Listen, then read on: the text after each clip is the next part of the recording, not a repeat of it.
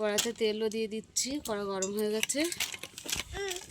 আমরা নতুন আলু নিয়ে নিয়েছি, মটরশুঁটি নিয়ে নিয়েছি, টমেটো নিয়ে নিয়েছি। তো তেলের মধ্যে আমি একটু নুন দিয়ে দিলাম, একটু হলুদ দিয়ে দিলাম। তো আলুগুলো আমি ভেজে নেব।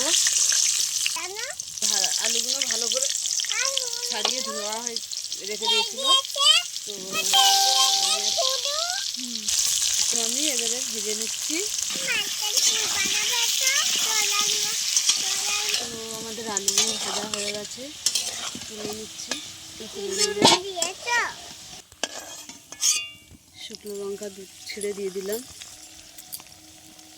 দারচিনি আর এলাচ দিয়ে দিলাম, পাঁচফোড়ন দিয়ে দিলাম, টমেটো দিয়ে দিলাম, টমেটো আর মটরশুঁটি দিয়ে দিলাম, জিরে পাউডার দিয়ে দিলাম, ধনে পাউডার দিয়ে দিলাম, হলুদ দিয়ে দিলাম, লাল লঙ্কা দিয়ে দিলাম, লঙ্কা ভেঙে ভেঙে দিয়ে দিচ্ছি।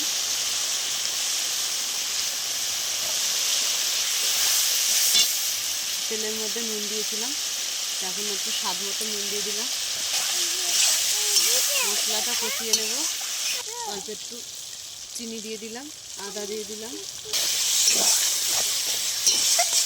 তো দেখো মশলাটা প্রায় কষানো হয়ে গেছে, তেল ছেড়ে দিয়েছে।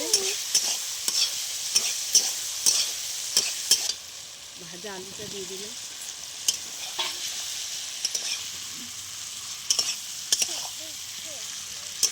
আমাদের কষানো হয়ে গেছে, জল দিয়ে দিচ্ছি।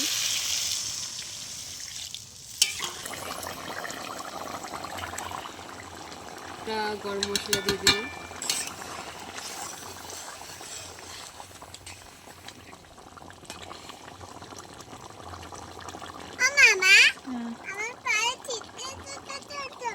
তো দেখো আমাদের আলু গলে গেছে। তো সমর ঘিটা দিয়ে দিলাম, সমর বলে আমার ঘি এনে দিতে হবে, ঘি দিয়ে দিলাম, নামিয়ে নেবো।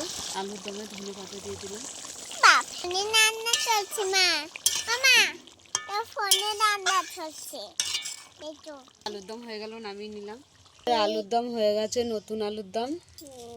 তা তোমাদের কেমন লাগলো বলো, ভালো লাগলে লাইক করে দেবে, শেয়ার করে দেবে, কমেন্ট করে দেবে, ফেসবুকে ফলো করে দেবে, ইউটিউবে সাবস্ক্রাইব করে বন্ধু হয়ে পাশে থাকবেন। টাটা।